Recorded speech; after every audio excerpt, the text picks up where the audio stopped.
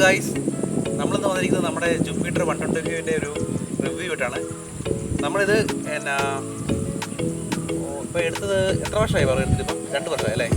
2 വർഷം ആകുന്നു. 2 വർഷം 2022 ജൂൺ മാസമാണ് നമ്മൾ എടുത്തത് അല്ലേ? ഏകദേശം ജൂണിലല്ലേ?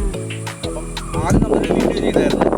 അത് 1000 കിലോമീറ്റർ ആയപ്പോഴത്തേക്കുള്ള റിവ്യൂ ആയിരുന്നു. അത് വണ്ടിയുടെ കുറച്ച് സ്പെക്കുകളും, എന്നാൽ വണ്ടി ആദ്യം ഇറങ്ങുന്ന സമയമാണ്, ജുപ്പിറ്റർ 125 ആദ്യം ഇറങ്ങുന്ന സമയമാണ്. അതായത് നമ്മൾ വണ്ടിയുടെ കുറച്ച് സ്പെക്കുകളും മറ്റു കാര്യങ്ങളൊക്കെയാണ്. അത് A to Z എല്ലാ കാര്യങ്ങളും കാണിച്ചു, കുറച്ചല്ല എല്ലാ കാര്യങ്ങളും കാണിച്ചു. ഇന്ന് നമ്മൾ ചെയ്ത് പക്ക ഒരു യൂസർ റിവ്യൂ. അതായത് ഇപ്പം നമുക്ക് വണ്ടി 12,000 കിലോമീറ്റർ ആയിട്ടുണ്ട്. വണ്ടി 12,000 കിലോമീറ്റർ ആയപ്പോൾ വണ്ടിയുടെ പ്രശ്നങ്ങൾ, അതുപോലെ വണ്ടിയുടെ ഗുണങ്ങൾ, അങ്ങനെ എല്ലാ കാര്യങ്ങളും ഇതിനകത്ത് പറയുന്നുണ്ട്. വണ്ടിയുടെ സ്പെക്കുകളും കാര്യങ്ങളും ഇതിനകത്ത് പറയുന്നില്ല. നമുക്ക് വണ്ടി കൊണ്ടുള്ള നേട്ടങ്ങളും കോട്ടങ്ങളുമാണ് മെയിനായിട്ട് ഇതിൽ പറയുന്നത്. അപ്പോൾ നമ്മുടെ വീഡിയോയിലോട്ട് കിടക്കാം. പിന്നെ വേറൊരു കാര്യമുണ്ട്, നമ്മുടെ ചാനലിൻ്റെ പേര് അറിയാലോ, ബൾബ് വ്ളോഗ്സ്. അപ്പോൾ എല്ലാവരും നമ്മുടെ ചാനൽ സബ്സ്ക്രൈബ് ചെയ്യണം, ലൈക്ക് ചെയ്യണം, ഷെയർ ചെയ്യണം.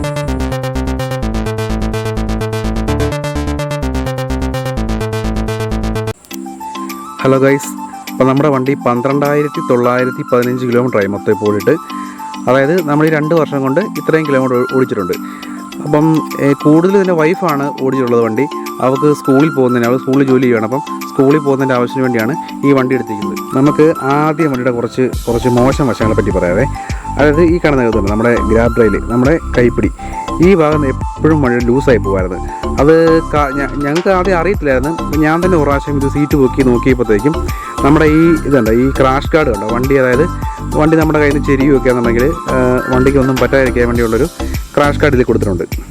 അപ്പോൾ ഈ ക്രാഷ് ഗാർഡിൻ്റെ ഈ മേളിലെ ഈ ഒരു സംഭവം വന്ന് കയറുന്നത് നമ്മുടെ ഈ ഗ്രാബ് റെയിലിൻ്റെ അടിയിലോട്ടാണ്. അത് ബോൾട്ട് ടൈറ്റ്, അത് ഗ്രാബ് റെയിൽ നമ്മുടെ വണ്ടിയുടെ ബോഡിയിലോട്ട് അറ്റാച്ച് ചെയ്യുന്ന അതേ ഭാഗത്തോട്ട് തന്നെ നമ്മുടെ ഈ സംഭവം കൂടെ, ഇതിൻ്റെ ഇത് കൂടെ കണ്ടോ അടിയിലോട്ട് പോയി കണ്ടോ, ആ ഒരു പോർഷൻ ഗ്രാബ് റെയിലിൻ്റെ അടിയിലോട്ട് പോയിട്ട് അതിൻ്റെ അതേ ബോൾട്ട് തന്നെയാണ് ഈ ഒരു സംഭവം കൂടെ മുറുക്കിയിരിക്കുന്നത്. അപ്പോൾ നമ്മുടെ ഈ വണ്ടി ഓടുമ്പോൾ എന്തായാലും സ്വാഭാവികമായിട്ട് നമുക്ക് വൈബ്രേഷൻ വരും. ഇത് കണ്ടോ, ഇവിടുന്ന് ഇങ്ങനെ വന്ന് കണ്ടോ വണ്ടിയുടെ ഫുൾ ബോഡി ഏരിയയിലൂടെ പോകുന്നൊരു സംഭവം ഇത് കവർ ചെയ്യുന്നത്. അപ്പം ഈ വൈബ്രേഷൻ വരുന്ന സമയത്ത് ഈ വൈബ്രേറ്റ് ചെയ്ത് ഈ ഗ്രാബ് റെയിലിലെ ബോൾട്ട് ലൂസായി കഴിയുമ്പോഴത്തേക്കും നമ്മുടെ ഈ കൈപ്പിടി ഫുള്ളേ കിടന്നങ്ങ് ഇളകുന്നുണ്ടായിരുന്നു. അതൊരു വലിയ പ്രശ്നമാണ്. നമ്മൾ ഓൾറെഡി ഒരു സർവീസ് ചെയ്ത സമയത്ത് നമ്മുടെ ഷോറൂമിൽ പോയി പറഞ്ഞു, എന്നിട്ടും അത് റെഡിയായില്ല. പിന്നെ ഇത് സംഭവം ഞാൻ തന്നെ ശരിയാക്കി. എങ്ങനെയാണെന്ന് വെച്ച് കഴിഞ്ഞാൽ അവർ നമ്മുടെ ഈ ഗ്രാബ് റെയിലും പിന്നെ നമ്മുടെ ആ ക്രാഷ് ഗാർഡിൻ്റെ ആ പോർഷൻ കൂടെ അവിടെ വന്നു കഴിയുമ്പോഴത്തേക്കും ആ ബോൾട്ട് മുറുക്കുമ്പോഴത്തേക്കും ടൈറ്റ് ആകത്തില്ലായിരുന്നു. കാരണം വെച്ചാൽ ആ ബോൾട്ടിൻ്റെ ലെങ്ത് കുറവായിരുന്നു. ഞാൻ പിന്നെ നമ്മുടെ ഒരു ഹാർഡ്വെയർ ഷോപ്പിൽ പോയിട്ട് കുറച്ചും കൂടെ ലെങ്ത്, അതേ ത്രെഡിലുള്ള അതേ സൈസിലുള്ള കുറച്ചുകൂടെ ലെങ്തായിട്ടുള്ളൊരു ബോൾട്ട് വാങ്ങിച്ച് ഇട്ട് ടൈറ്റ് ചെയ്തപ്പോഴത്തേക്കും ഒരു കുഴപ്പമില്ല. ഇതാ സംഭവം കേട്ടോ. ഞാൻ ഒന്നും കൂടെ നിങ്ങൾക്ക് വിശദമായിട്ട് കാണാൻ വേണ്ടി കാണിച്ചതാണ്. നമ്മൾ സീറ്റ് പൊക്കുമ്പോഴത്തേക്ക് ഒന്നും കൂടെ കാണാം.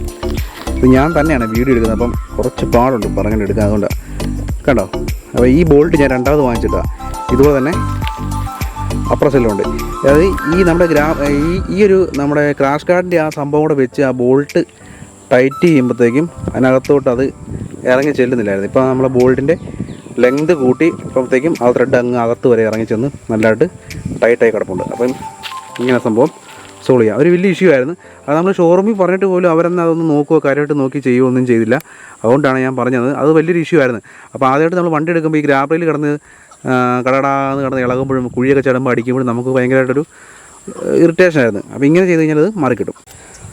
അതുപോലെ തന്നെ വേറൊരു സംഭവമാണ്, നമ്മുടെ ഈ ബാക്കിലെ ഈ ഒരു പാനൽ ഗ്യാപ്പ് ഉണ്ട്. ഈ ഗ്യാപ്പ് ഇവിടെ ഇല്ല, തീരെ പാനൽ ഗ്യാപ്പ് ഇല്ല കണ്ടോ, ഇത് ചേർന്നിരിക്കുന്നത്. അപ്പോൾ ഇത് ഈ മേളിൽ നമ്മൾ ഇരുന്ന് കഴിയുമ്പോഴത്തേക്കാണ് തോന്നുന്നത് ഇത് കുറച്ചും കൂടെ അടുത്ത് വന്നിട്ട് ഇവിടുത്തെ പെയിൻറ്റ് കാണാമോ, ഈ പെയിൻറ്റ് കണ്ടോ, പെയിൻറ്റ് കട്ടായിരിക്കുന്നുണ്ടോ, ഇങ്ങനെ ചെറിയൊരു പ്രശ്നമുണ്ട്. വലിയ ഇഷ്യൂ ഒന്നുമില്ല, അങ്ങനെ പെയിൻറ്റ് കട്ടാകുന്നുണ്ട്. അതുകൊണ്ടാണ് നമ്മളത് കാണിച്ചത് കണ്ടോ. അതുപോലെ തന്നെ ഇതിൻ്റെ ഇപ്പുറ സൈഡിലുണ്ട് കണ്ടോ, കാണാമോ. ഇത് നമുക്ക് വീഡിയോയ്ക്കകത്ത് നമുക്ക് എത്രത്തോളം കാണാൻ പറ്റില്ല, നമ്മൾ നേരിട്ട് കണ്ടു കഴിഞ്ഞാൽ നമുക്ക് ശരിക്കും മനസ്സിലാവും. ആ മേളിലെ പോർഷൻ വന്ന് ആ താഴത്തെ പോർഷനിൽ തട്ടിയിട്ട് അവിടെ ഒരഞ്ഞ് ചെറുതായിട്ട് പെയിൻറ്റ് പോകുന്നുണ്ട്. ആ ഭാഗം മാത്രമേ പോകുന്നുള്ളൂ. വലിയ ഇഷ്യൂ അല്ല, എന്നാലും ഞാൻ നിങ്ങളെ മൈന്യൂട്ടായിട്ടൊരു സംഭവം വരെ നമ്മുടെ കണ്ണിൽ പെട്ടത് കാണിച്ചു എന്നുള്ളൂ കേട്ടോ. അതുപോലെ വേറൊരു ഇഷ്യൂ എന്ന് പറഞ്ഞാൽ നമ്മുടെ ഈ വണ്ടിയിൽ ഉപയോഗിച്ചിരിക്കുന്ന ഫൈബർ പാർട്സ് ഉണ്ട്. ഈ ഫൈബർ പാർട്സുകളൊക്കെ തീരെ ക്വാളിറ്റി കുറവാണ്. അതായത് കുറച്ചും കൂടെ ക്വാളിറ്റി ആകാമായിരുന്നു എന്ന് തോന്നുന്നു. അത് കണ്ടോ, നമ്മുടെ ഈ ഫുഡ് റെസ്റ്റ്, അതായത് ഫുഡ് റെസ്റ്റ് മീൻസ് നമ്മുടെ വണ്ടി ഓടിക്കുന്ന ആൾ നമ്മുടെ കാല് വെക്കുന്ന ഭാഗം കണ്ടോ, ഈ ഗ്യാപ്പ് അപ്പോൾ ഇവിടെ നമ്മൾ മുട്ട് വെച്ച് കഴിയുമ്പോഴത്തേക്ക് നമ്മൾ ചിലപ്പോൾ ശകലം കാലിന് നീളമുള്ള ആളൊക്കെ ആണെങ്കിൽ ഈ പോർഷനിൻ്റെ ഇവിടെ വന്ന് നമ്മുടെ ഈ കീയുടെ താഴെ അപ്പുറത്ത് ടി വി എസ് ഇരിക്കുന്ന അവിടെ നമ്മുടെ പെട്രോൾ അടിക്കുന്ന പെട്രോളിൻ്റെ ലിഡാണ്. ഇപ്പോഴത്തെ നമുക്ക് സ്റ്റോറേജ് സ്പേസാണ്. അപ്പോൾ അവിടെ അകത്തോട്ട് പൊള്ളയാണ്. ഞാൻ കാണിച്ചു തരാം, സൂം ചെയ്ത് കാണിച്ചു തരാം. അപ്പം അവിടെ നമ്മുടെ കാല് ചിലപ്പോൾ തട്ടാറുണ്ട്, അല്ലെങ്കിൽ നമ്മൾ എന്തെങ്കിലും കുറച്ചുകൂടി ഹെവി ആയിട്ടുള്ള സാധനങ്ങളൊക്കെ നമ്മൾ ഈ സ്റ്റോറേജ് സ്പേസിനകത്ത് വെക്കുമ്പോഴത്തേക്കില്ലേ ഈ ഫൈബർ പാർട്സിൻ്റെ ആ ഒരു ക്വാളിറ്റി കുറവ് കൊണ്ട് അവിടെ പൊട്ടാൻ ചാൻസ് ഉണ്ട്. മിക്ക വണ്ടികളിൽ ഞാൻ അവിടെ പൊട്ടിയിരിക്കുന്നുണ്ട് കണ്ടു. അതിന് വലിയ കട്ടിയില്ല, തട്ടി കഴിയുമ്പോൾ പെട്ടെന്ന് പൊട്ടിപ്പോവും.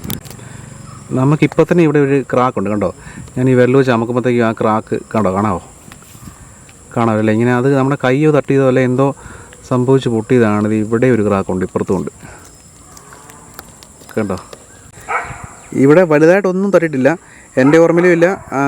പിന്നെ നമ്മുടെ വണ്ടി ഞാൻ പറഞ്ഞില്ല, വണ്ടി യൂസ് ചെയ്യുന്ന വൈഫാണെന്നില്ല, വൈഫിൻ്റെ ഓർമ്മയിലും ഇല്ല.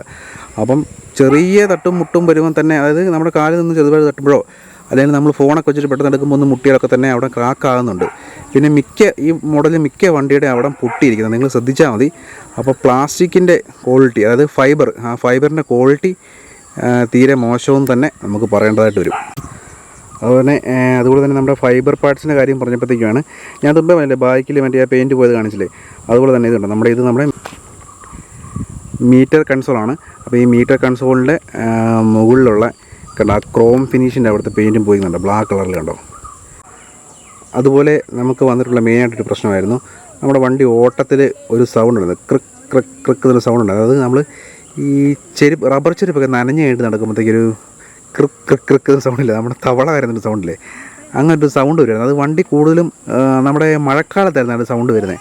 അപ്പോൾ ഇത് എന്താണെന്ന് ഞാൻ 1-2 തവണ ഇതുപോലെ അതായത് ഗ്രാബ് റെയിലിൻ്റെ പ്രശ്നം വരുന്നത്, ആ പ്രശ്നം കാണിക്കാൻ പോയപ്പോൾ തന്നെ ഈ ഒരു സൗണ്ട് ഉണ്ട്. അപ്പോൾ ഈ സൗണ്ടിൻ്റെ കാര്യം ഞാൻ ഷോറൂമിൽ പറഞ്ഞായിരുന്നു, പക്ഷേങ്കിൽ അത് അവർ നോക്കിയില്ലെന്ന് മാത്രമല്ല, അവരങ്ങനെ ഒരു സൗണ്ട് ഇല്ല എന്നോട് പറഞ്ഞു വിട്ടു. പക്ഷേ നമ്മൾ പലപ്പോഴും വണ്ടി ഓടിക്കുമ്പോൾ ആ സൗണ്ട് ഉണ്ടായിരുന്നു.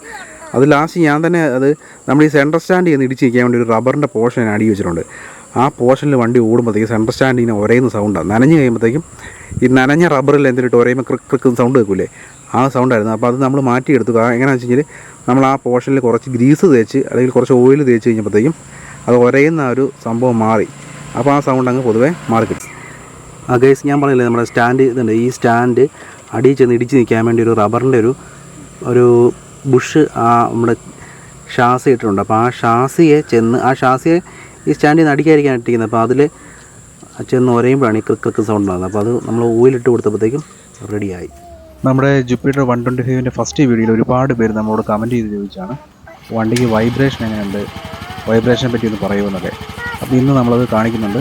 വണ്ടി സ്റ്റാർട്ടാക്കി സെൻട്രൽ സ്റ്റാൻഡിൽ വെച്ചിരിക്കുമ്പോൾ വണ്ടിക്ക് കിട്ടുന്ന വൈബ്രേഷനാണിത്. റണ്ണിങ്ങിലല്ല, സെൻട്രൽ സ്റ്റാൻഡിങ്ങിൽ ശ്രദ്ധിച്ച് നോക്കിക്കണം.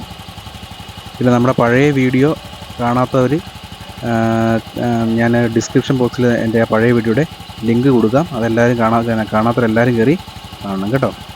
അപ്പോൾ കുറച്ചും കൂടെ നിങ്ങൾക്ക് വണ്ടിയെ പറ്റി മനസ്സിലാവും. നമ്മുടെ മിററിൽ ഇത്രയും വൈബ്രേഷൻ ലഭിക്കുന്നുണ്ട്. കൊടുത്തോ.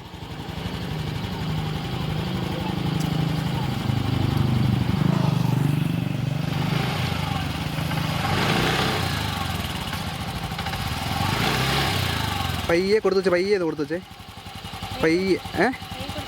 പയ്യെ ആക്സിഡൻറ്റ് കൊടുത്തു വെച്ചേ. അങ്ങനെ നിൽക്കട്ടെ, അങ്ങനെ തോന്നേ, ഇച്ചിരി കൊടുത്തു വെക്കുക. അങ്ങനെ നിൽക്കട്ടെ. നമ്മൾ ഏകദേശം റൺ ചെയ്യുമ്പോൾ വണ്ടി ഓടിക്കുന്ന സമയത്ത് നമുക്ക് വൈബ്രേഷൻ തീരെയില്ല കേട്ടോ. ഏകദേശം നിങ്ങളെ കാണിക്കാൻ വേണ്ടി ഇങ്ങനെ വണ്ടി ഓടിച്ചുകൊണ്ട് എനിക്ക് വീഡിയോ എടുക്കാൻ ബുദ്ധിമുട്ടാണ്. അതുകൊണ്ടാണ് ഇങ്ങനെ കാണിക്കുന്നത്. വണ്ടി ഓടുന്ന സമയത്ത് ഒരു ശകലം പോലും വൈബ്രേഷൻ ഇല്ല, നമുക്ക് പറയാൻ പറ്റത്തില്ല. ഒരു ശകലം പോലും ഇല്ല. സ്റ്റാൻഡിൽ വെക്കുമ്പോൾ ഉള്ള വൈബ്രേഷൻ മാത്രമേ ഉള്ളൂ. നമ്മൾ ഇത്രയും നേരം പറഞ്ഞത് നെഗറ്റീവാണ്. ഇനി പോസിറ്റീവ് സൈഡ് കുറച്ച് പറയാം. നെഗറ്റീവ് മാത്രം പറഞ്ഞിട്ട് കാര്യമില്ല. പോസിറ്റീവ് നമുക്ക് ഒരുപാട് പോസിറ്റീവ് ഉണ്ട് വണ്ടിക്ക്. നമുക്ക് മൈലേജ് മെയിനായിട്ട് നമുക്കൊരു 55-നും 60-നും ഇടയ്ക്ക് മൈലേജ് കിട്ടുന്നുണ്ട്. അതുപോലെ വണ്ടിയുടെ ഹെഡ്ലൈറ്റ് വരുന്നത് LED ആണ്. നമുക്ക് അത്യാവശ്യമല്ല, നല്ല വെട്ടം തന്നെ കിട്ടുന്നുണ്ട്. പിന്നെ ടയറിൻ്റെ സൈസ് വരുന്നത് 12 ഇഞ്ചാണ്. ബാക്കിലെയും ഫ്രണ്ടിലെയും ടയറിൻ്റെ സൈസ് 12 ഇഞ്ചാണ്. സസ്പെൻഷനും അടിപൊളിയാണ്. റൈഡിങ് കംഫർട്ട് കിട്ടുന്നുണ്ട്. 2 ടയറും സൈസ് വലുതായതുകൊണ്ട് തന്നെ നമുക്ക് വണ്ടി ഹാൻഡിൽ ചെയ്യാനൊക്കെ എളുപ്പമാണ്. പിന്നെ എൻ്റെ വൈഫാണ് കൂടുതലും വണ്ടി യൂസ് ചെയ്യുന്നത്. അവർക്ക് വലിയ വെയിറ്റ് ഇല്ലാത്തവരാണ്, എന്നിട്ട് കൂടി വണ്ടി ഈസി ആയിട്ട് ഓടിച്ചുകൊണ്ട് പോകാൻ കഴിയുന്നുണ്ട്. അതുപോലെ ഫ്രണ്ട് ബ്രേക്ക് വരുന്ന ഡിസ്ക്കാണ്, ബാക്കിൽ ഡ്രമ്മാണ്. അത്യാവശ്യം നല്ല ബ്രേക്കിംഗ് ആണ്. കംഫോർട്ടുള്ള രീതിയിൽ തന്നെ നമുക്ക് ബ്രേക്ക് ചെയ്യുമ്പം ലഭിക്കുന്നുണ്ട്. ഇന്നത്തെ വീഡിയോ എല്ലാവർക്കും ഉപകാരപ്പെട്ടു എന്ന് കരുതുന്നു. അപ്പോൾ വൈൻഡപ്പ് ചെയ്യുകയാണ്. അപ്പോൾ ഇതുപോലുള്ള വീഡിയോയ്ക്ക് വേണ്ടി നമ്മുടെ ചാനൽ ഉറപ്പായിട്ടും സബ്സ്ക്രൈബ് ചെയ്യണം. കാണുന്നവരെല്ലാവരും തന്നെ സബ്സ്ക്രൈബ് ചെയ്യണം.